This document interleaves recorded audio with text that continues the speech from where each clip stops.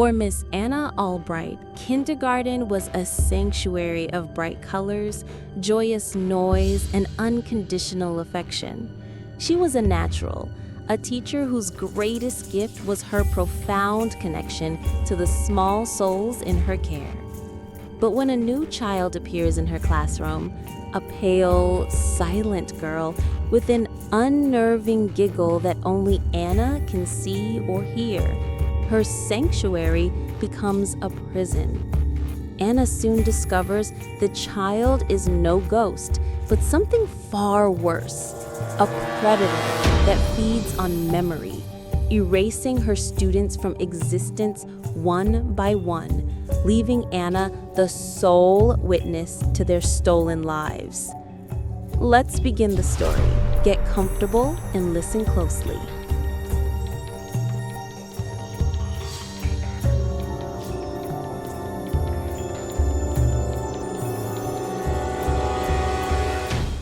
The scent of crayons, tempera paint, and the faint, clean smell of disinfectant clung to everything in room 104. To Anna Albright, it was the smell of happiness, of a world operating exactly as it should. Her kindergarten classroom was a controlled chaos of vibrant energy. Sunlight streamed through large windows, illuminating walls covered in finger paintings, clumsily cut paper chains, and a massive felt-covered alphabet tree. 20 small voices chattered, laughed, and occasionally cried, creating a symphony that was music to Anna's ears. She moved through the room with a practiced grace, a calming presence in the whirlwind. "Leo, let's keep the glitter on the paper, sweet pea," she said with a gentle smile, tapping a boy who was enthusiastically dusting his own hair with shimmering green flakes. He giggled, a puff of glitter exploding from his curls. She knelt beside a small, quiet girl named Chloe, who was meticulously coloring a picture of her family, her tongue sticking out in concentration. "That's a beautiful house, Chloe. I love the purple roof." This was her domain, a world she understood intimately. At 30, Anna had found her calling not just in teaching, but in nurturing the fragile, budding consciousness of these 5- and 6-year-olds. She knew their quirks, their secret fears of monsters under the bed, their favorite snacks, and the unique cadence of their individual laughs. Her students adored her and their parents trusted her implicitly.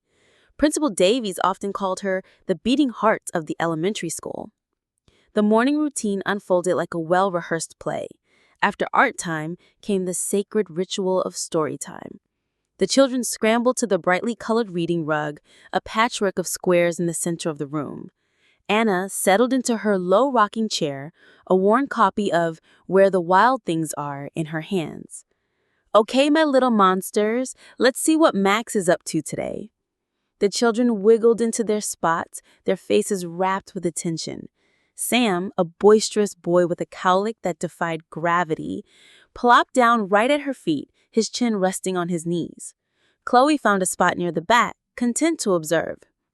As Anna began to read, her gaze swept across the circle of familiar faces. And that's when she saw her. Sitting just behind Chloe, slightly apart from the main group, was a little girl Anna had never seen before.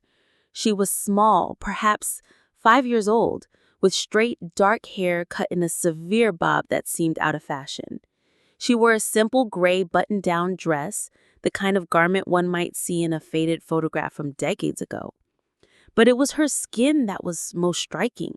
It was pale, almost translucent, as if she had never seen the sun. She wasn't looking at the book. She was smiling, a placid, gentle smile aimed at nothing in particular. Anna faltered, her voice catching in her throat. She blinked. A new student? Davies hadn't told her. There was no welcome packet, no nervous parent waiting in the hall, no new cubby with a freshly printed name tag. It was highly unusual. "And his room grew," Anna continued, trying to regain her rhythm while her mind raced. The girl didn't move. She just sat there, a serene, silent addition to the class. As she spoke the words, a sound reached her ears, so faint she almost missed it. It was a soft, happy giggle, like the tinkling of a tiny silver bell.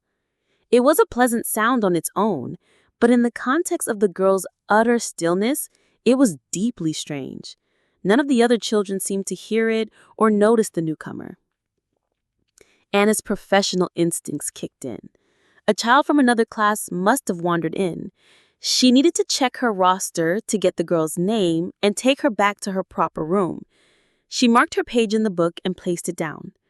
"Just a moment, everyone," she said, her voice steady despite the tremor of confusion she felt.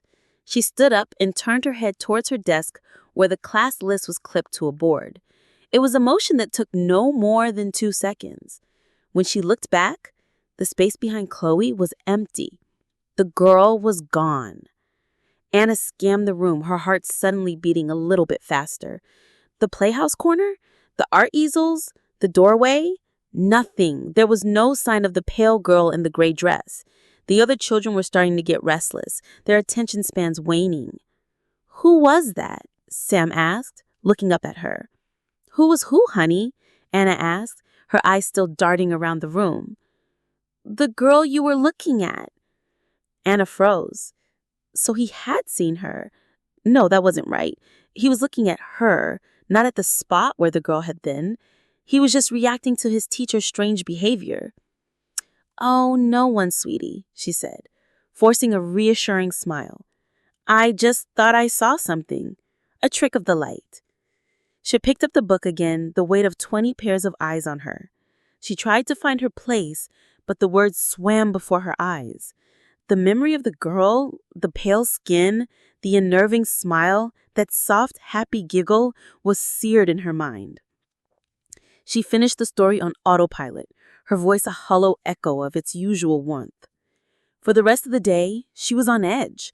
She recounted her students during recess, during lunch, during quiet time. 19, then 20, when she included herself. Never 21. There was no new student. That evening, as she packed her bag in the quiet, empty classroom, the silence felt different. It felt heavier. She was exhausted, working long hours, planning lessons, dealing with parent emails. She hadn't been sleeping well. It was easy to see how her mind, starved for rest, could have played a trick on her. A waking dream, a hallucination born of fatigue. It was the only explanation that made sense. She locked the classroom door behind her, the image of the pale, smiling girl still lingering at the edge of her vision, and told herself firmly that it was nothing. The rationalizations of an exhausted mind held for a day, then 2. Anna slept a full 8 hours, ate a healthy breakfast, and walked into her classroom feeling refreshed and grounded. She convinced herself the pale girl had been a phantom of fatigue, a brief misfire in her brain's wiring. The classroom was its normal, cheerful self, and the memory began to fade, losing its sharp, unsettling edges. But then, the sightings started again. They were always brief, always peripheral. While helping a student tie his shoe, she'd glance up and see the girl whom she had started to call Lily in her mind, sitting at the empty art easel. Lily would be holding a dry paintbrush, her pale hands wrapped around the handle, smiling her placid smile as she stared at the blank paper. When Anna would look again, the easel would be empty. Later, she saw Lily standing by the window, seemingly watching the other children on the playground below. Her constant companion was the giggle, a soft, airy sound that seemed to exist only in the space between Anna's ears. No one else ever reacted to it. It was a private soundtrack to a private haunting. Anna tried to fight it. She focused on her work, pouring her energy into her students with a new, almost frantic intensity. She made a doctor's appointment for a checkup, wondering if she had a vitamin deficiency or was suffering from migraines. She tried to ignore the fleeting images, treating them like eye floaters, insignificant and temporary. The breaking point came on a Tuesday morning during attendance. It was a ritual, a call and response that started the day. "Chloe? Here. Leo? Here, Miss Albright." Maya, here. She went down the list, her pen hovering over each name. Sam? Silence. Anna looked up from her clipboard. The children were looking back at her, their faces a mixture of confusion and impatience. Sam, who was never quiet, was usually the first to shout, "Here!" so loudly it made the other kids jump. Today, there was nothing. "Sam," she repeated, a little more forcefully. She scanned the reading rug. He wasn't there. Maybe he was in the bathroom. "Who's Sam?" asked Maya, her brow furrowed. The question hit Anna like a physical blow. The air left her lungs. "What?" she managed to say, her voice thin. "You said Sam. We don't have a Sam." Leo chimed in. Anna stared at them. This had to be a prank. A coordinated kindergarten-level prank. It was clever, she had to admit. "Very funny, you guys. Okay, Sam, you can come out." She looked toward the cubby area, expecting his shock of messy hair to pop out from behind the storage unit. Nothing. Just 21 expectant faces looking back at her, including the mental space for Sam? No, that wasn't right. She counted. There were only 19 children on the rug. A cold dread, slick and oily, began to creep up her spine. This wasn't a joke. Their confusion was genuine. She looked down at her clipboard, at the official class roster she had printed from the school system just that morning. Chloe, Leo, Maya. She traced the names with a trembling finger. 18, 19, the list ended there. There was no Sam. The total number of students printed at the bottom of the page was 19. But that was impossible. She had vivid, crystal-clear memories of him yesterday. She remembered confiscating a half-eaten worm he'd brought in from the playground. She remembered him painting a picture of a blue dinosaur with 6 legs. She remembered his loud, infectious laugh. He was real. He was. As soon as the children were settled into their learning centers, Anna walked on unsteady legs to the main office. She found Principal Davies at his desk peering at a spreadsheet. He was a kind, reasonable man in his late 50s, with a perpetually supportive smile. "Anna," he said, looking up, "everything all right? You look like you've seen a ghost." She tried to laugh, but it came out as a choked gasp. "Something like that. David, I have a strange question. Can you pull up my official class enrollment records?" "Of course," he said, his brow knitting with concern at her tone. He clicked a few keys and the school's digital records filled his screen.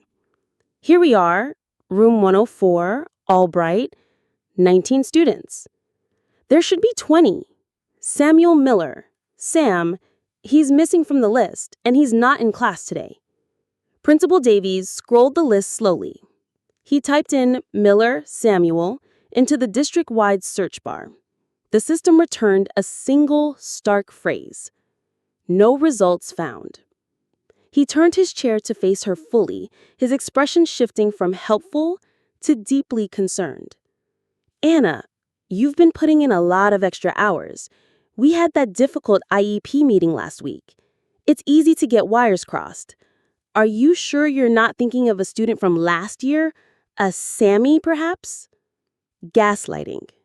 He wasn't doing it maliciously, but that's what it was. Reality itself was gaslighting her. He was offering her a ladder out of the pit of insanity she was falling into, and every rational part of her brain was screaming for her to take it. But she couldn't. "I know he's real," she whispered, more to herself than to him. He stood up and put his hand on her shoulder. It was meant to be comforting, but it felt heavy, like an anchor. "Why don't you take the rest of the day, Anna? Go home, rest up. We have a substitute on call. You've earned a break. Clearly, you need one." His eyes were filled with pity. And that was worse than disbelief. It was the look of a man who was no longer seeing a competent colleague, but a problem that needed to be managed. Anna walked back to her classroom in a daze, Principal Davies's concerned words echoing in her ears. Overworked, confusing a student, take a break. Each rational explanation felt like a stone being laid over the mouth of a tomb, sealing her inside with the horrifying truth. She pushed open the door to room 104. The substitute, a kind-faced retiree named Mrs. Gable, was already there, leading the children in the song. The 19 children, they were all accounted for. The space where Sam should have been remained stubbornly, screamingly empty. Anna's eyes immediately flew to the wall of cubbies. Each small square nook was a testament to a child's identity. Leo's was overflowing with rocks and twigs. Chloe's had a neatly folded sweater and a drawing of a cat. She walked toward the end of the row, to the cubby she knew belonged to Sam. Her heart pounded a frantic rhythm against her ribs. She remembered it vividly, his name, Sam, written in her own careful block letters on a strip of masking tape. Tucked inside, there was always a half-finished drawing, a small plastic dinosaur, and a spare sweatshirt with a T-Rex on it. She reached the spot. The cubby was barren. Not just empty of his things, it was completely sterile. The masking tape with his name was gone. There wasn't even a faint, sticky residue where it had been. It was just a smooth, anonymous wooden box, identical to the two other unused cubbies beside it. It was as if it had been waiting, vacant, all year. A wave of vertigo washed over her, and she gripped the edge of the unit to steady herself. Her gaze drifted up to the wall above where the children's artwork was displayed. Yesterday she had pinned up Sam's magnificent six-legged blue dinosaur right next to Chloe's family portrait. She scanned the vibrant display of clashing colors and joyful chaos. There was Chloe's picture, but next to it, where Sam's should have been, there was nothing. Not even a thumbtack hole in the corkboard. This was impossible. It wasn't just that a child was missing. It was that the evidence of his entire existence was being systematically, supernaturally erased. Her memory was the only thing left, the last bastion of a boy named Sam. She stumbled over to the class photo, taken just last week by a professional photographer. It sat in a cheap cardboard frame on her desk. 20 smiling faces clustered around her. She had made a joke to get Sam to stop making rabbit ears behind Leo's head. She remembered the photographer sighing, then capturing the perfect shot on the next try. She picked up the photo, her hands shaking so badly the frame rattled. She counted the children, 10 in the front row, 9 in the back, standing beside her. 19. There was no Sam, but there was a space, a small, awkward gap between Leo and Maya, a space that didn't look quite right, a void where a boisterous little boy should have been standing. A soft, happy giggle echoed from across the room. Anna's head snapped up. The sound was louder this time, clearer, and filled with a cloying, triumphant joy. Standing right beside the empty cubby, Sam's cubby, was Lily.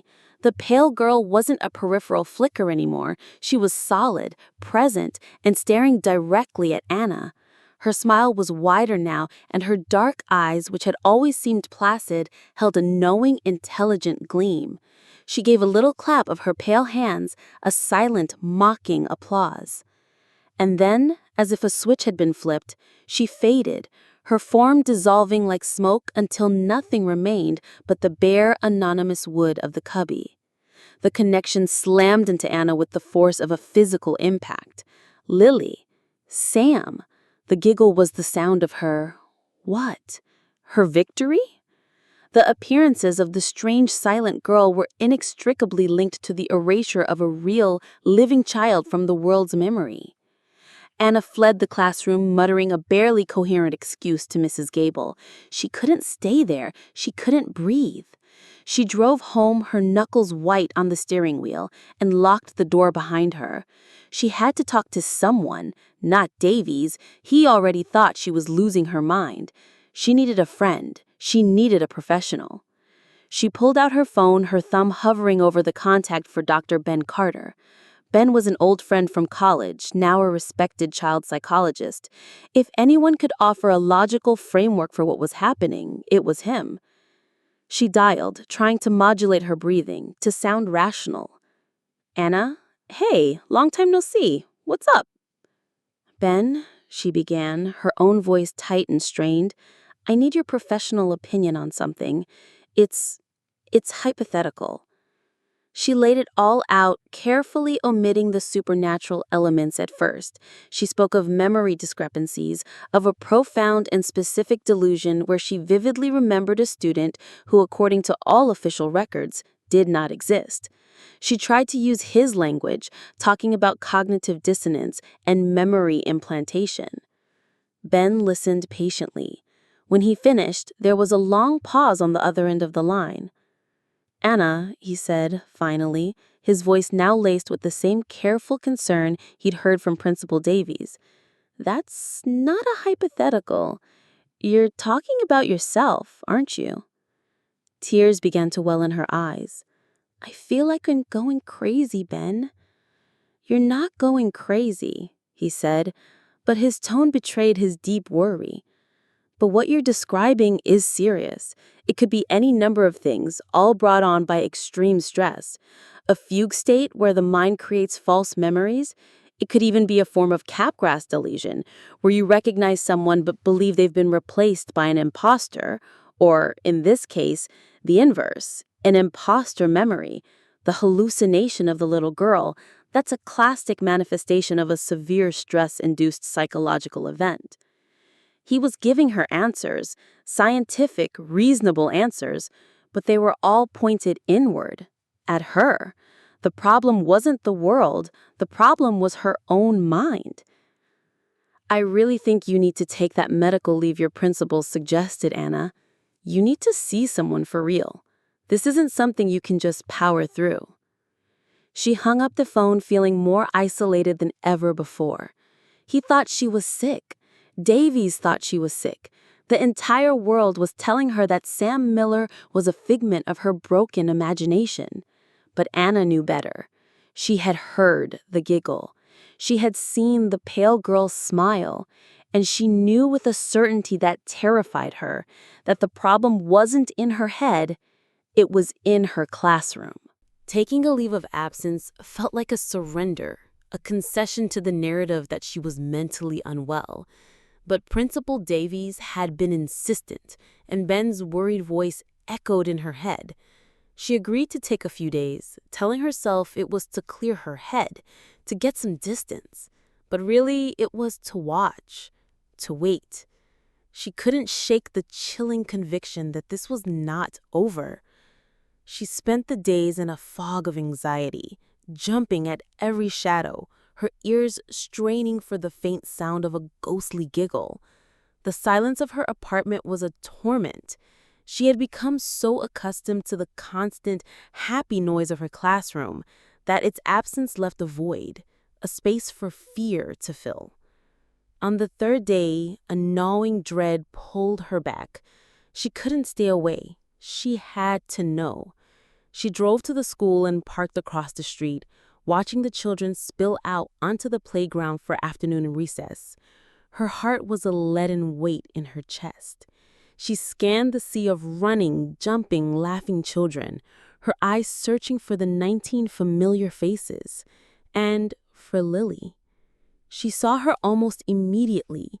The pale girl was standing near the swing set, a still, gray figure in the riot of color and motion.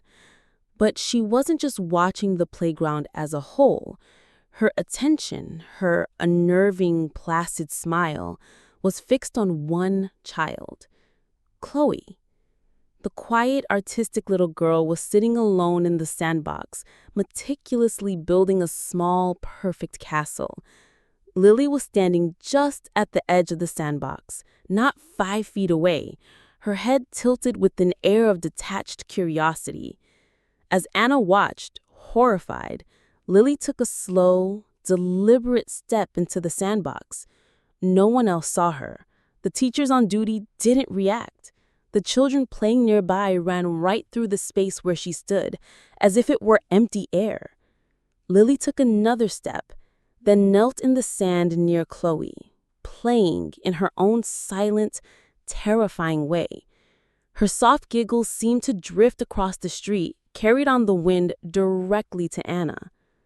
Panic, cold and absolute, seized Anna. It was happening again. Lily had chosen her next target. She had to do something.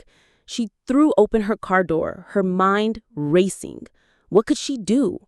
Run onto the playground screaming about a ghost girl? They would call the police. They would have her committed. She was powerless, a spectator to a slow-motion nightmare. She settled for the only thing she could think of. She drove home and called Chloe's mother, her voice a strained imitation of cheerful concern. "Hi, Mrs. Davis? It's Anna Albright. I know I'm on leave, but I was just thinking about Chloe's amazing artwork and had an idea for a project. Could I possibly stop by with her for a quick play date this afternoon to talk about it?" It was a desperate, clumsy plan, but it worked. An hour later, Chloe was in Anna's apartment. Anna spent the next 2 hours trying to reinforce the child's existence. She took a dozen photos of Chloe on her phone. They drew pictures together, and Anna had Chloe sign and date every single one in her childish scrawl. She recorded a video of Chloe singing the alphabet. She was trying to create proof, to build an arsenal of memories that couldn't be erased. All the while, she felt a sense of creeping dread, a feeling that she was merely documenting a life about to be extinguished. The next morning, the erasure was complete. Anna woke up with a profound feeling of emptiness. She checked her phone. The photos she had taken of Chloe were gone. The videos were gone. There were just blank gray squares in her camera roll. She ran to her living room. The drawings they had made were on the coffee table, but Chloe's childish signature had vanished. The drawings now looked like something an adult trying to imitate a child might have done. The praise she'd once received for Chloe's art echoed in her mind. They praised Anna's artistic talent. With a sob, she called the school. She asked the secretary if she could speak to Chloe Davis's mother. "I'm sorry," she replied, her voice polite and efficient. "There's no student by that name here. Are you sure you have the right school?" Anna hung up. The world had reconfigured itself again, stitching up the hole where a quiet little girl used to be. The children, the teachers, even Chloe's own parents would have no memory of her. They would wake up in a house with one less bedroom, one less set of clothes, one less place at the dinner table, and feel nothing amiss. She sank to the floor, the full, horrifying truth crystallizing in her mind. She wasn't dealing with a ghost, a restless spirit tied to a place. A ghost was a memory, a faint echo of a life already lived. This was the opposite. This was an anti-memory. Lily wasn't a ghost. She was a predator. Anna began to piece it together, her terror giving way to a strange, horrified clarity. Lily was a mnemnovore, a memory eater. She was a parasitic entity that fed on the very concept of a person. She would target a child, play with them, her presence slowly untethering them from the collective consciousness. And then she would consume them, not their physical bodies, but their existence. Every memory, every record, every trace of them would be devoured, wiped clean from reality. And the giggle, the soft, happy, tinkling giggle, was the sound of her feeding. It was the sound of her joy as she feasted on a life, on a history, on the love a parent has for a child. For some reason, Anna was immune. She was the one thing the mnemnovore couldn't digest. She was the plate left behind after the meal was finished, a lone, horrified witness to the feast. The burden of remembering Sam and Chloe was hers alone. She was the only person on earth who knew they ever existed. Anna's world shrank to the four walls of her apartment. Life outside had become a minefield of painful reminders. Every empty swing on the playground, every gap in a line of children walking down the street screamed of the two souls who had been stolen. She was living in a different reality from everyone else, a world haunted by the ghosts of children no one else had ever known. Her forced leave of absence became permanent.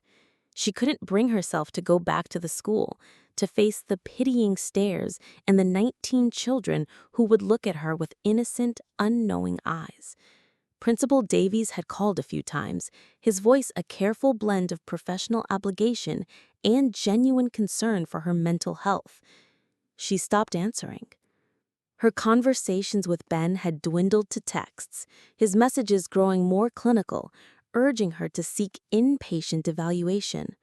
She was an island, and the waters were rising.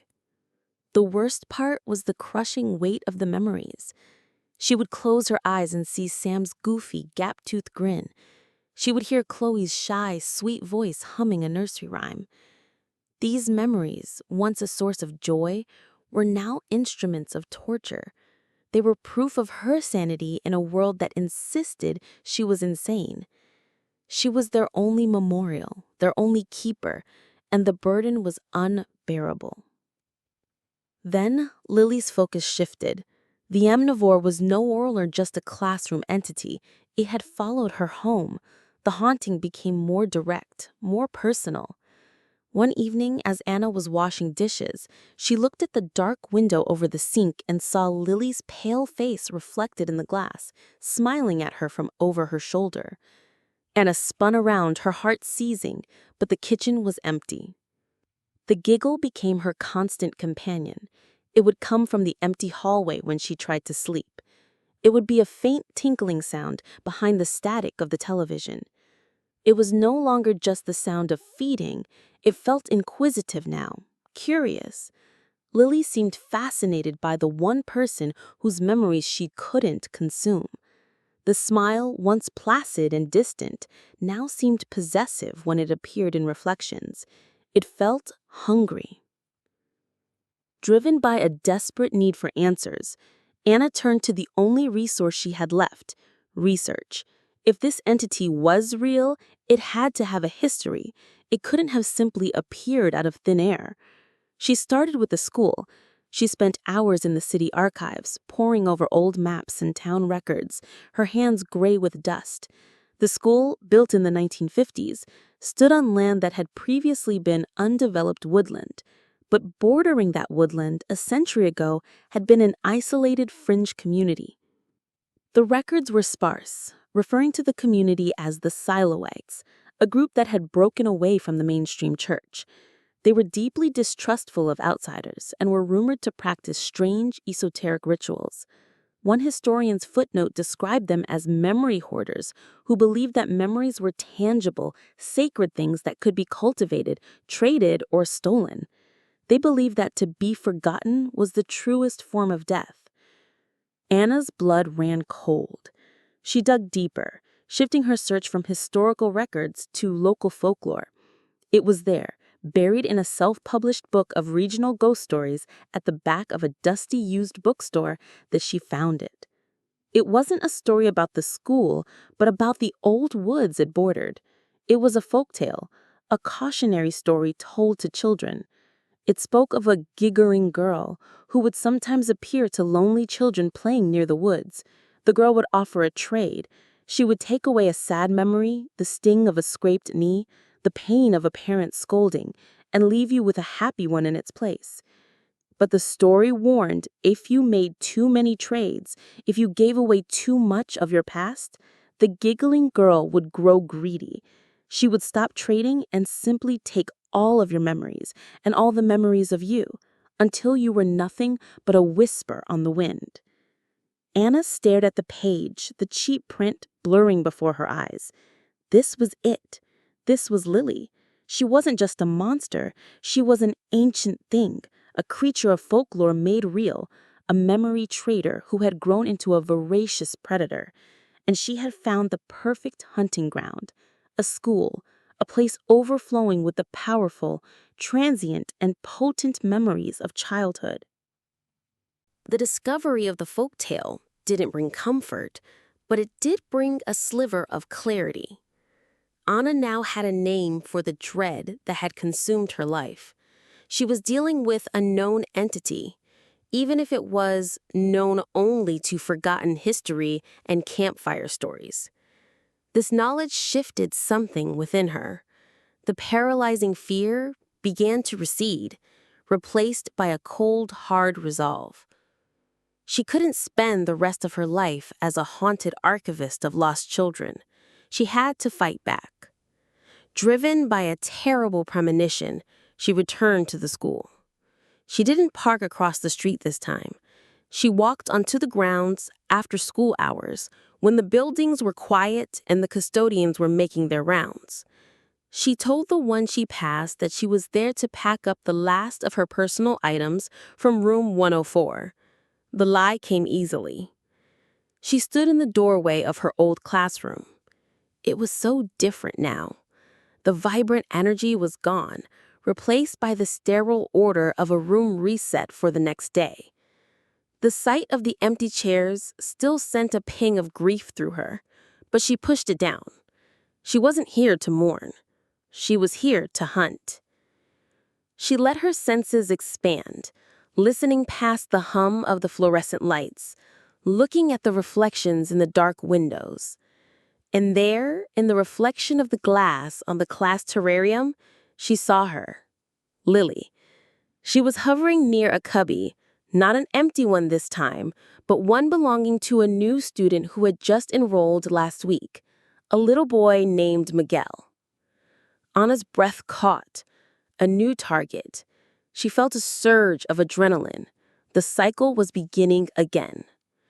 Based on the timeline with Chloe, she knew she had a single day. One day before Lily's play would turn into consumption. One day before Miguel was wiped from the slate of existence. She backed out of the classroom slowly, her mind working furiously. She couldn't physically attack Lily. How do you punch a memory? She couldn't reason with her. How do you talk to an entity that only communicates with a giggle? She had to understand the rules. Every game, every predator has rules. She sat in her car, the engine off, and laid it all out in her mind. Rule 1. It feeds on memory. Its entire existence was based on consuming the presence of others from the collective consciousness. It didn't eat flesh and blood, it ate history and love. Rule 2. It is drawn to places of strong, youthful, emotional energy. A kindergarten classroom was the perfect hunting ground, a buffet of potent memories. Rule 3. Its power is based on being forgotten. The folktale said it. The Siloites believed it. To be forgotten is the truest death. The creature's power was absolute only when its victim was completely erased from all minds. Rule 4. Its only weakness is Anna herself. She was the anomaly, the one who remembered. The memory divorce process was incomplete as long as she existed. She was the glitch in its system. A desperate, audacious plan began to form in her mind. It was a plan born from her deepest nature, not as a victim, but as a teacher. She couldn't save Miguel by proving to others that Lily was real. They were programmed to disbelieve, to forget. Trying to convince them was like shouting at a tidal wave.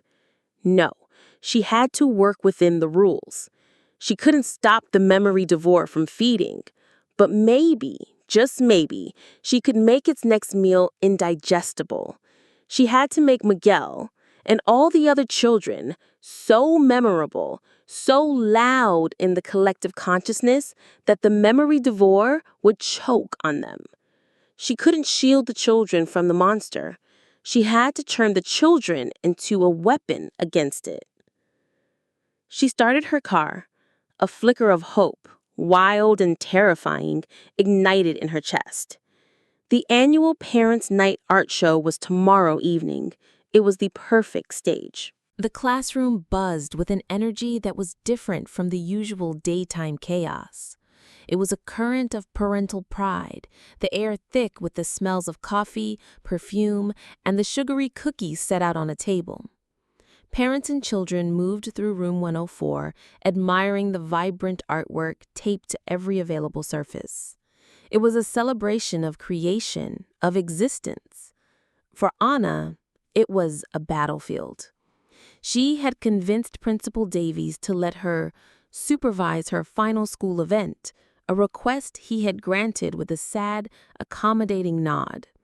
He saw it as a form of closure for her. She saw it as her only chance. Her heart hammered against her ribs as she greeted parents, forcing smiles and making small talk. Her eyes were constantly scanning, searching. And then she saw her. Lily was in the corner by the reading rug, paler and more defined than ever before. In this environment, supercharged with the emotional energy of families, she seemed to glow with a faint, predatory luminescence. She was smiling her wide, placid smile, and beneath the happy chatter of the crowd, Anna could hear the faint, terrifying undercurrent of her giggle. It was the sound of a predator surveying a feast. Anna took a deep breath, centering herself. Her plan was an act of audacious defiance. She hadn't spent the day guarding Miguel or trying to keep him isolated.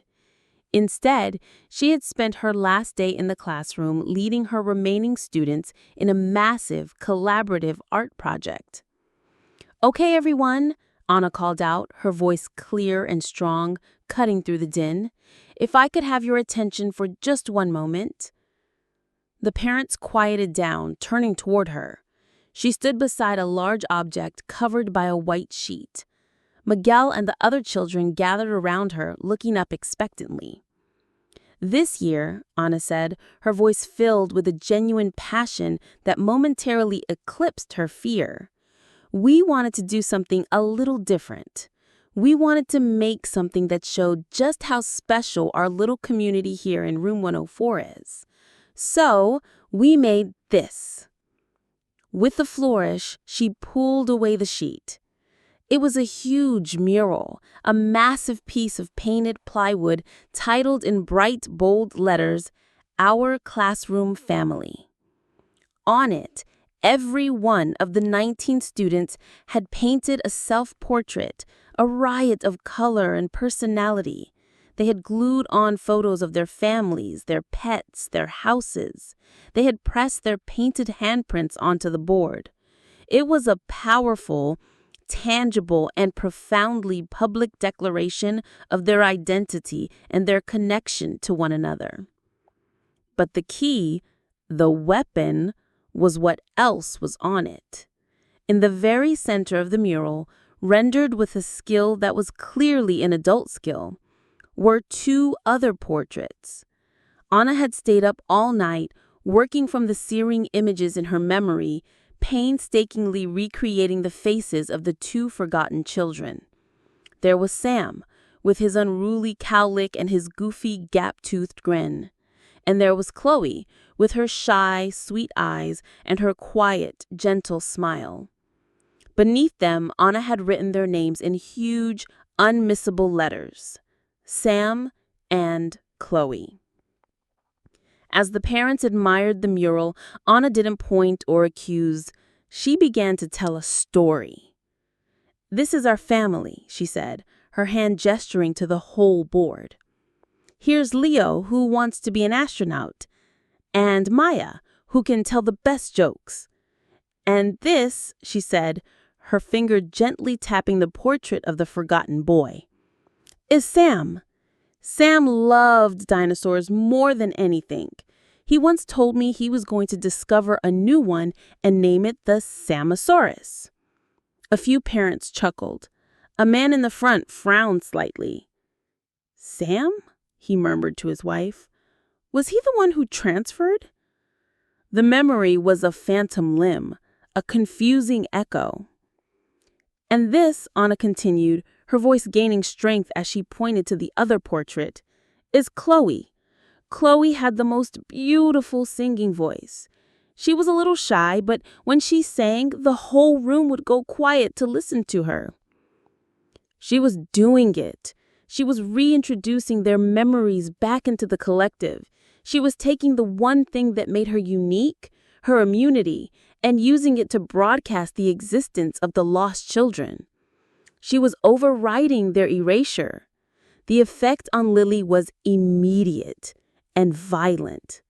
As Anna spoke, as the parents began to have faint, dream-like flickers of memory, the giggling stopped. It was cut off, replaced by a thin, high-pitched wail, a sound like nails on a chalkboard mixed with radio static. Anna looked to the corner. Lily's form was flickering violently like a bad television signal. The pale, smiling face was contorted in what looked like a silent scream of agony. The shared, focused act of remembering, of remembering, was anathema to it. It was a creature that fed on voids, and Anna was filling the voids with story, with art, with love. The mural was an anchor of memory too heavy for it to consume.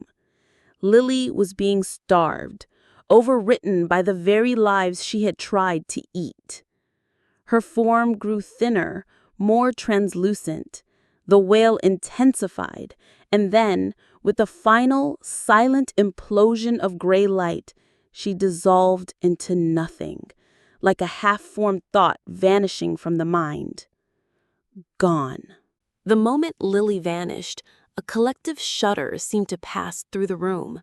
The static whine in Anna's ears was gone. The parents blinked, looking around as if waking from a strange trance. The man in the front turned to his wife and said, "You know, I do vaguely remember a little boy with a dinosaur shirt. Weird." The memory was a confusing echo, a dream upon waking, but it was there.